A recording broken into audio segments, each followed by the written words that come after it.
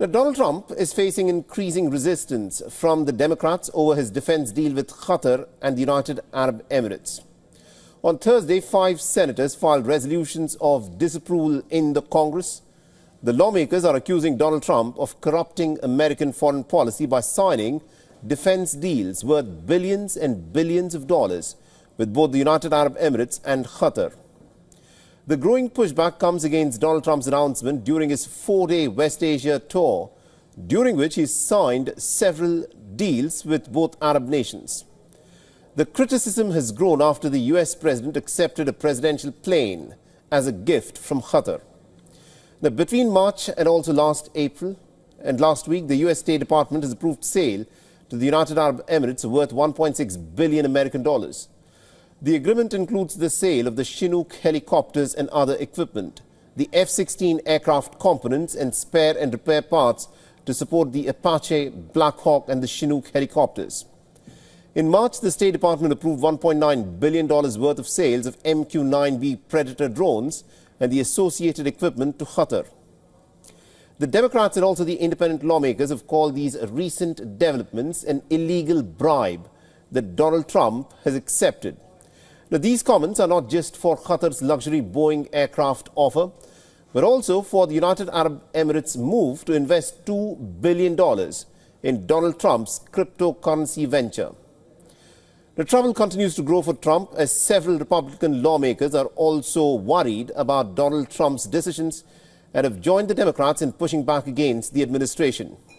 The GOP leaders, such as the Senate Majority Leader John Thune and the Senate Armed Services Chair Roger Wicker, have voiced their skepticism and have raised questions over the kind of messaging and logistical loopholes in Donald Trump's plans to accept a luxury jumbo jet from Qatar, a country the United States has previously referred to as a terror financing nation.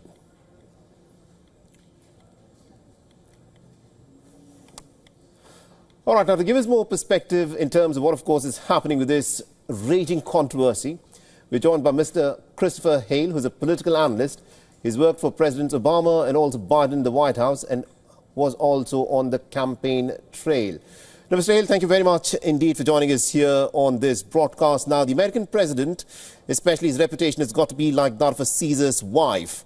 But the fact that Donald Trump is accepting a luxury jumbo jet that's being described as a palace in the sky, and also this $2 billion investment that's coming in from the United Arab Emirates into Donald Trump's cryptocurrency, and the fact that he's selling them all these weapons, what questions does it raise? I mean, I think that the top concern is that we believe our foreign policy is for sale, plain and simple. Trump families leveraging U.S. foreign policy to benefit their private financial interests, including this crypto venture as you're referring to, backed by an authoritarian regime. It's not diplomacy, it's corruption. But look, I mean, we have members of both parties saying that you're cutting us out of the loop. Congress is being cut out of the loop. These arms deals bypass any congressional approval. It defied checks and balances. What is the point of having 535 members of Congress if they're not going to be involved? They've only passed 5 bills since Trump's been inaugurated, and they're being cut out of foreign policy. And I think that the biggest concern I have is it appears that we're selling weapons to fund war crimes. The UAE is arming Sudan's RSF military, militia, and they've been accused of ethnic cleansing. If we send more weapons, are we going to be more complicit in war crimes? So to me, it's not just a national policy dispute. It is actually a national security risk for the United States. You know, but the United States as a policy is the biggest exporter of weapons, and it's not very clear, you know, how concerned the United States actually is about where the end use of these weapons are. But the bigger question is this, you know, Donald Trump is not able to draw a line between his private investments and his business interests from what he's doing as the president.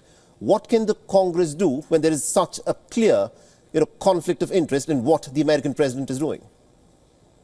There's examples of this throughout in the history of foreign policy being rebuked and actually drawn back since President Nixon by congressional legislation. I think the 2 most noteworthy examples would be in recent history, Ronald Reagan. His policy in South Africa was more or less vetoed and repealed by congressional legislation. And then back in 2013, President Obama in action in Syria, Congress took a role. And so I think that Congress has a role to take here. They have historically taken a role. But let's be real. Speaker Mike Johnson is less apt to do this. But I do think at some point that this is going to hurt Donald Trump's numbers, and there's going to be congressional oversight, or there's going to be political bloodshed at the polls. All right, we'll have to see as to how the American public, of course, perceives all of these wheeling and dealing that Donald Trump is involved in. Thank you very much indeed, Mr. Christopher Hale, for joining us. Thank you for having me.